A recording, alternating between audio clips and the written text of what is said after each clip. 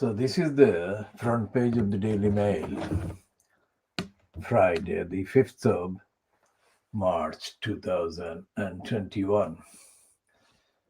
And the main kind of banner on the top, at the top of the Daily Mail, shows the continuing assault on Harry and Meghan Markle. And this is disgracing Fleet Street and disgracing Brenda's so-called royal family.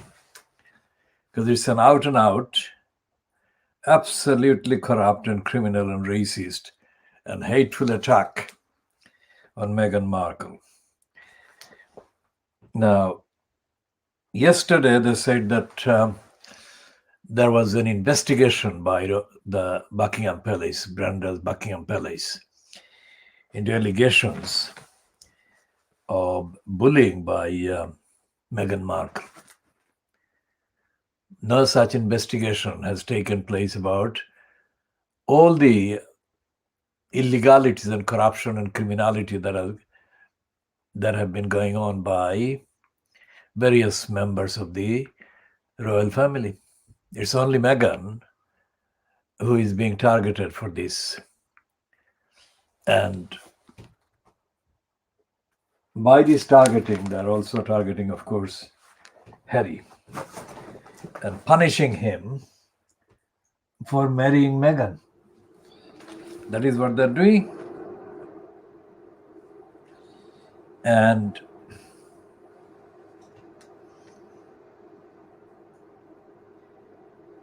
there is, of course, the air of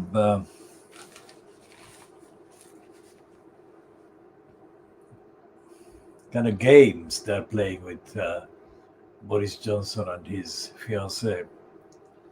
It's not serious.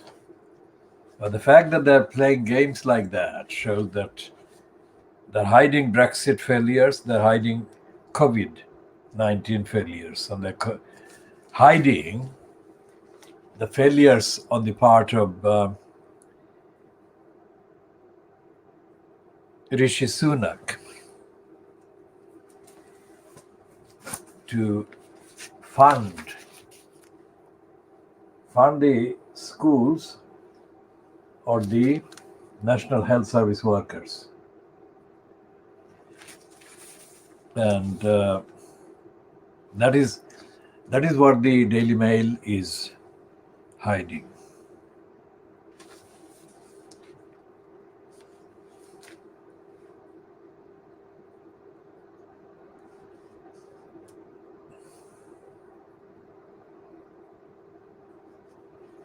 And there is this kind of pair of columns that are beginning to kind of tell, ever so hesitatingly, part of the truth of the Conservatives' attack on society. And as we said yesterday, Rishi Sunak is not a caring, committed Conservative finance minister. He's an uncaring agent. He's an uncaring agent of hedge funders and everything that hedge funders represent. Now here on page 6 of the I newspaper, there is a thing called policy editor, Jane Merrick. Now why that post exists is a mystery, but it must be part of the glorifying kind of agenda. Of course, the whole paper is a reflection of the policy. And if she is genuine as an objectively definable policy editor, Now, this item about Ratnam was paid £370,000 after Priti Patel bullying claim. That is to say,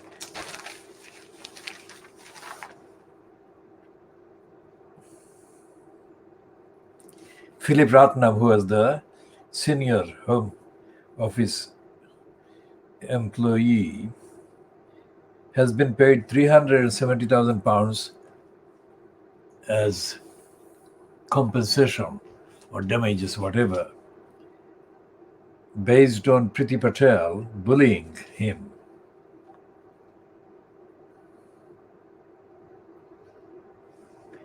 And it says in the caption to the picture of Philip Ratnam that he claimed Miss Patel carried out a vicious campaign against him. Now that's the Home Office. And there is no front page kind of coverage of this one. This payment of £370,000 to Philip Ratnam by the government that admits, in effect, admits that Priti Patel seriously bullied him, viciously bullied him. And the court case that, or the tribunal case that Philip Ratnam actually filed,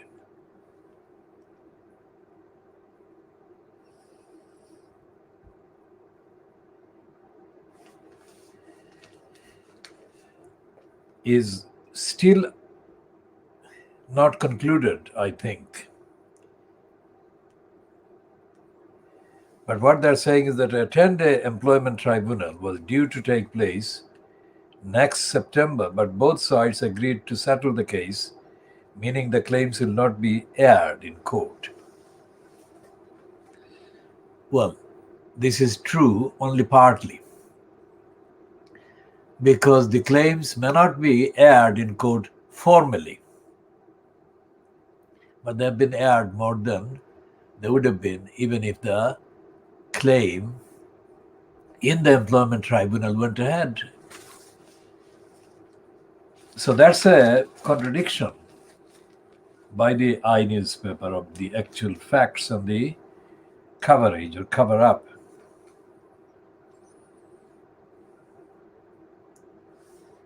And there is a piece by Cahal Milmo. The Cahal Milmo writes under analysis that the row between the royal family, so-called, and Harry and Meghan is the deepest public relations crisis since the death of Diana. And it is possible to conclude that the item next to it by Laura Elstone, saying Prince Philip is to stay in hospital after heart surgery, that the health of Prince Philip, Brenda's husband, is worse now than it has been before, at least on the record.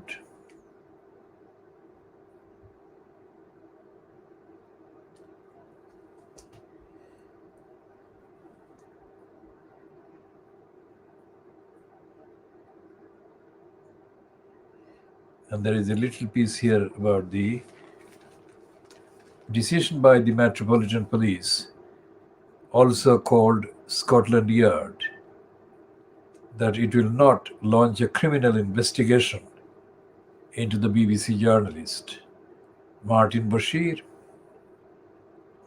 or the investigation into Martin Bashir's interview with the late Diana, Princess of Wales.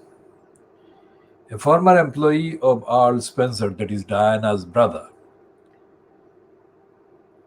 who claims he was the subject of false documents allegedly used to gain access to Diana, had earlier made a formal complaint to the Metropolitan Police. So there is a case in point.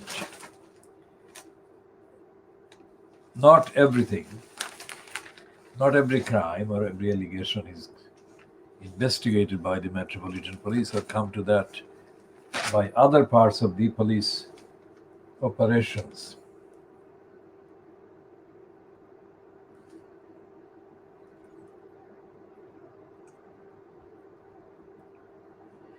And there is another, well, 2 pages, mainly telling part of the truth, but beginning kind of to tell the truth reluctantly, belatedly. And pages 8 and 9, the National Health Service, ANGA, as heroes of the pandemic, are offered 1% pay rise by Rishi Sunak. And Sunak is accused of forgetting to mention £4 billion in spending cuts. And the majority of towns given levelling up, that is, grants for coping with the pandemic apparently, are in Tory seats. And Sunak is called Scrooge Sunak in A Tale of Two Budgets.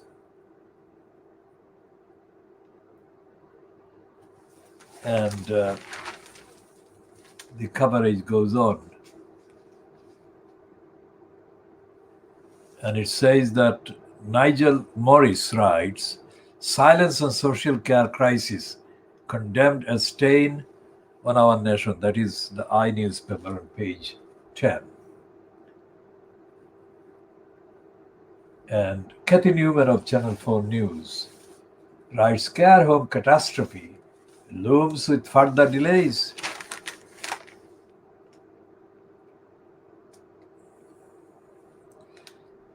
And so, at least now, they are beginning reluctantly to admit the lies of Sunak and the cruelty of Sunak, who is implementing the cruelty budget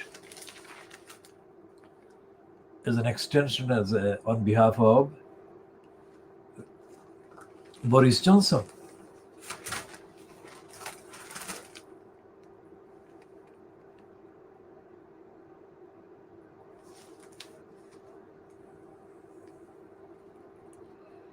A charity executive who has worked closely with the Duchess of Sussex was hounded on Twitter yesterday after posting, hurting the Queen in public is really low. Yeah, that is the Daily Mail saying that Kate Robertson, who founded One Young World, said the Duchess should sort out her grievances in person, privately.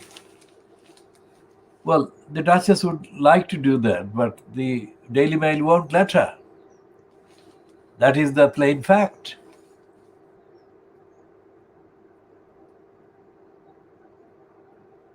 But Mrs. Robertson deleted her tweet 3 hours later after she was trolled by fans of the Sussexes and said she had been unduly critical of people I admire, care about, and have worked with for a long time.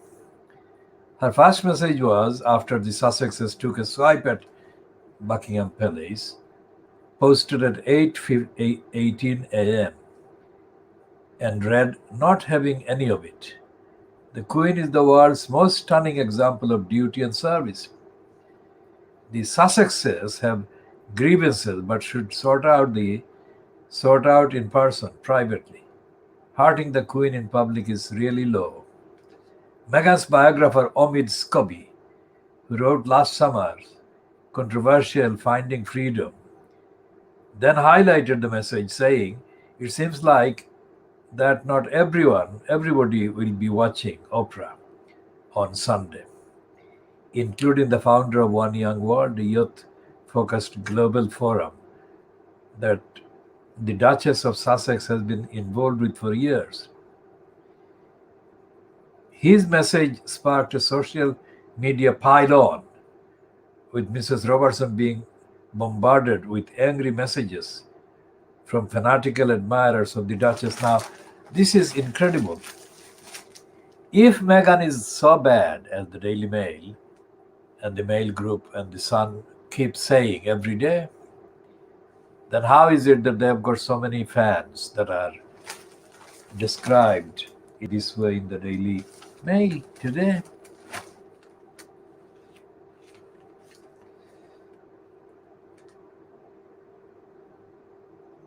And they're saying that Meghan sideswipe at the firm, that is the royal family. And she's saying that she accuses the royal family of perpetuating falsehoods in her TV onslaught.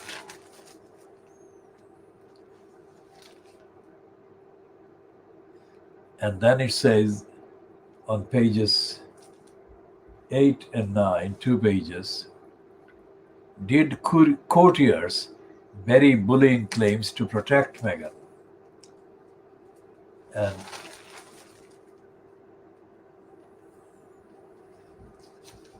And the Mail only on page 10 comes to Brexit. And it says the European Union says that it cannot trust Britain over Irish border checks. And that is absolutely true.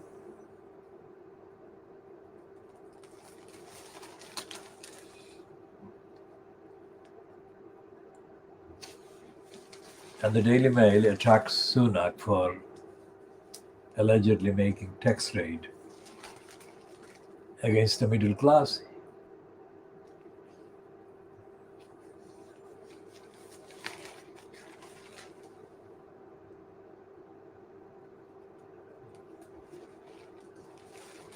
And it's full of racist lies.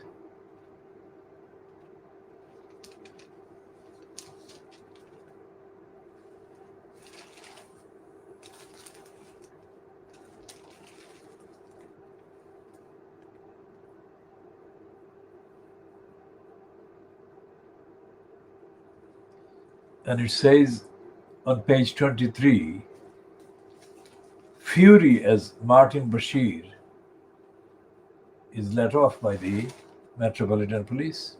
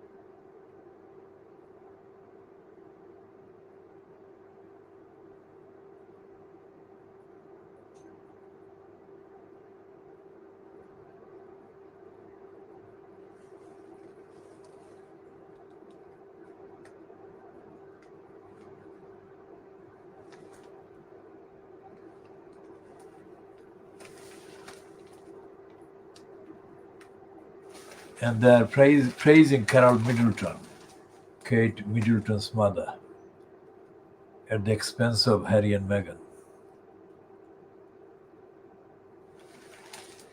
And they've got a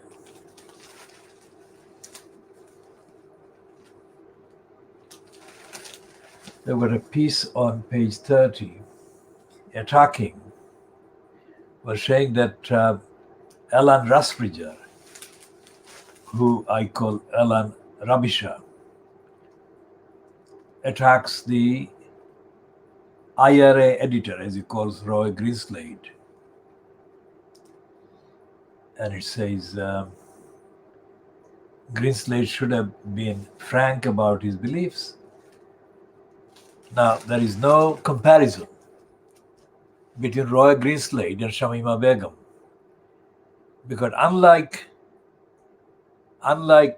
Shamima Begum, Roy Greenslade has actually been employed as editor and a media expert, despite the fact that he has been supporting all these years, actively supporting in unnamed or anonymous pieces he has been writing in support of the IRA's activities, including the bombing campaign on England or Britain.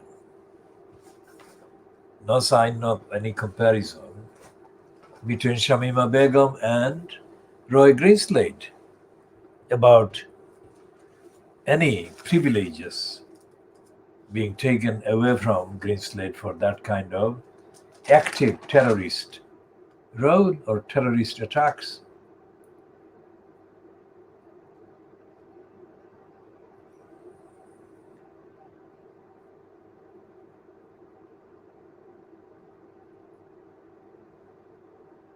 And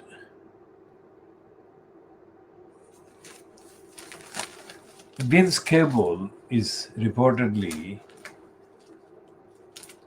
he has awakened, he has woken up to Nick Clegg serving Facebook. And even the Times says on pages 6 and 7, it's a kick in the teeth, say NHS unions, after 1% pay rise offer.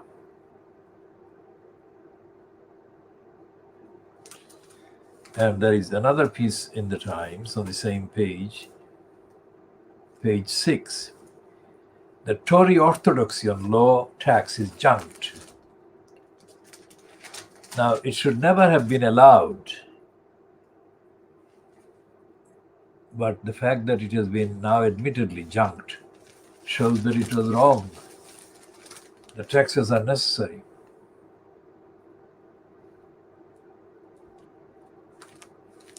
And there is a piece on page 8 of the Times. Priti Patel, whistleblower, awarded £340,000. That's the same man, Philip Ratnam. And as they said in the other paper, the I newspaper, that the public hearing would not be taking place because they have settled their claim, and the Home Office still insisting, which is completely backwards and false, that even though £340,000 has been paid to Philip Ratnam, the Home Office does not accept liability. What they're talking about is that Home Office is quite happy for the Home Secretary to bully the highest ranking official in the Home Office, that is Philip Ratnam. So they are okay with the Home Secretary bullying the highest ranking officer or employee, but they're not okay at all even about rumors that Meghan Markle bullied anyone. They are at war against Meghan Markle. And I think the hysteria against Meghan Markle and Harry, their interview going on air on Sunday. So today is the Friday, the 5th of March, 6th and 7th of March is the day of the Oprah Winfrey interview being broadcast. And tomorrow's papers, the weekend papers and Sunday's papers, will hit the roof as if they haven't.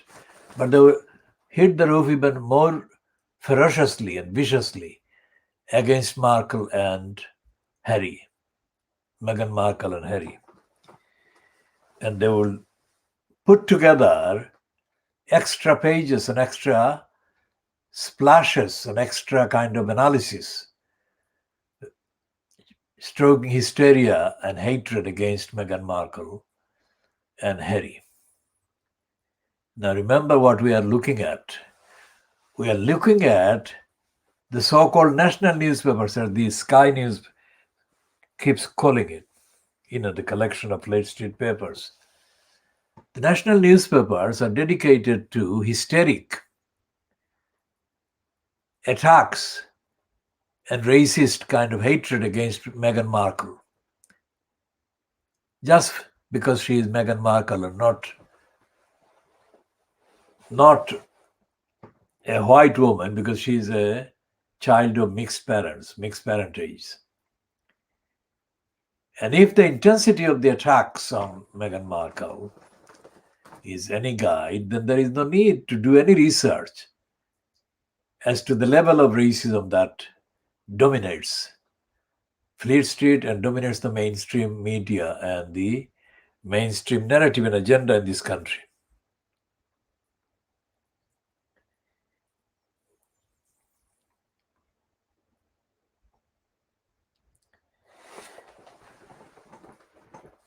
And Jeremy Paxman has been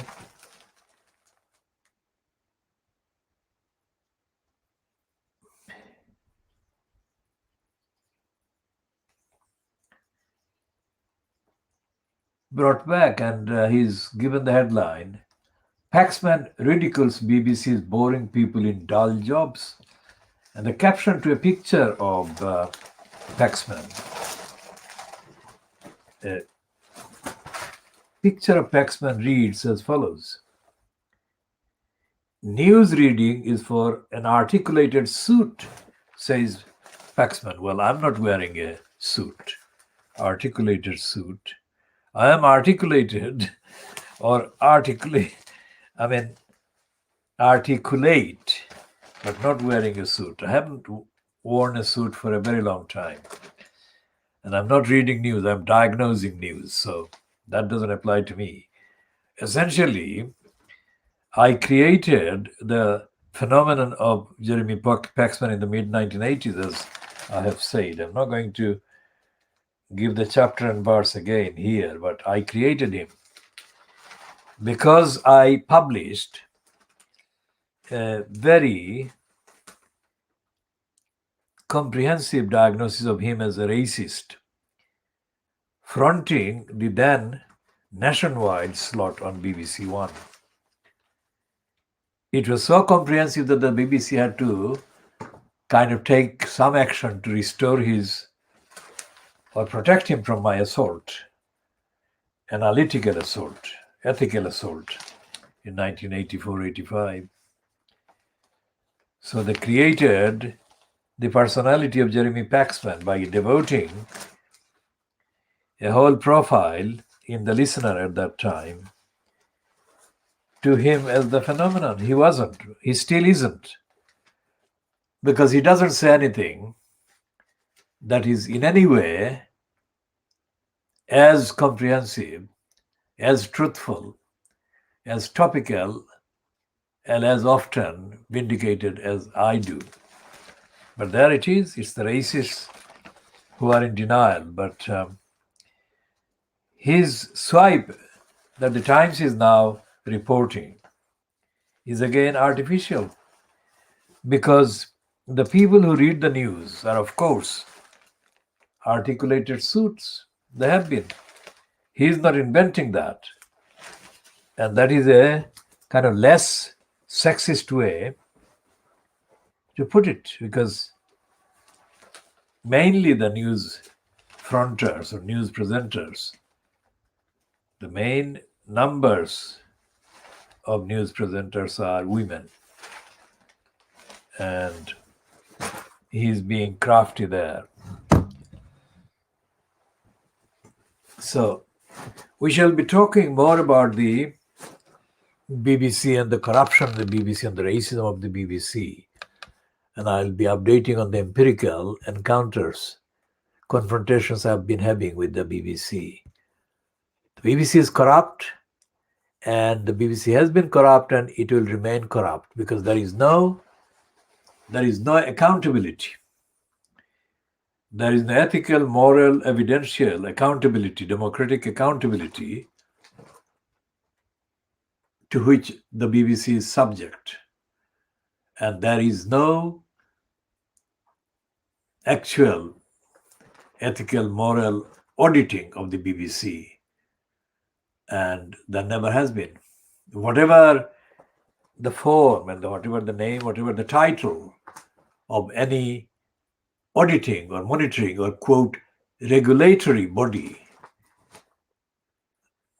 that has existed in the last, let's say, 50 years has been a joke. None of the regulatory so-called outlets can be credited as being regulatory, because the ethical and moral bankruptcy that rule the mainstream media in Britain have always been independent and have been enjoying the license to abuse people who cannot answer, or people who are abstracted from getting the platform that they morally and ethically are entitled to and deserve. And the BBC and Fleet Street, well, the BBC has been the longest running broadcaster. For that reason, the BBC. ITV was the one that came up afterwards, decades afterwards. And so, and Sky News came after that. Channel 4 came even after that. So the BBC has either spawned or imitated artificiality, immorality, lack of ethics and lack of integrity and lack of universality in parallel with the printed mainstream in Britain. And the printed mainstream has always been kind of referred to as Fleet Street. And give or take a few stylistic differences, all these outlets, the BBC, Sky News, Channel 4, ITV, kind of complement one another or complement each other when compared in pairs. When they deny the need for morality, ethics, accountability, universality. On the last item, universality, the coverage of the BBC and the mainstream, including Sky News, of what has been going on in Burma following the strategically staged so-called coup, which is so-called because it's not genuine. Because this coup is being given the coverage by Fleet Street and by the BBC and by Sky News and ITV, as well as the rest of the mainstream media in Western Europe, as if that was the so-called coup that removed from whatever office she was holding Aung San Suu Kyi or Aung San Suu Kyi. And our evidential assertion remains that this coup, which is being given the kind of publicity and propaganda by the United Nations bureaucracy, as if this coup was a genuine coup by the typical, historically known, notorious military junta in Burma. It isn't. Because if the Western media that are covering it for the benefit of Aung San Suu Kyi, because the benefit she aims and the benefit she has already been given by the Western media already in the last few weeks, is a diversion of attention from her liability and her role as the head of the regime that carried out the massacre of the Rohingya Muslims. That massacre is nowhere being mentioned in the coverage by Fleet Street, by BBC, by Sky News, or indeed by the American counterparts of the BBC and the ITV and Sky News. So, in terms of deflecting attention from her outstanding trial for crimes against humanity, for her being the head of the regime that carried out the massacre of and the genocide against the Rohingya people, that is now no longer in the news. That is her achievement. And that is the proof. That is the proof that she has already achieved the diversion and the deflection. And Fleet Street, as well as Sky News, the BBC, the ITV, whoever else, or whatever mainstream so-called media in the UK or Western Europe, including France and Germany, Netherlands and Sweden and other places, and North America, mainly in the USA and Canada, that they are colluding now. They are colluding now with the project to have the massacre and the genocide of the Rohingyas forgotten. Get the massacre and the genocide of the Rohingya Muslims forgotten by the world. Because they are saying now, the media, that Suu Kyi is the victim of military coup. That makes the perpetrator of the genocide come across as a victim. Now, you cannot have a more comprehensive reversal in the propaganda by Aung San Suu Kyi. And everything she has said since the genocide of the Muslims has been in support of the genocide and in support of the genocidist agenda, the massacring agenda. So, this is about half an hour. So, what we shall be doing, just under half an hour, I think, we shall be coming to part B in due course.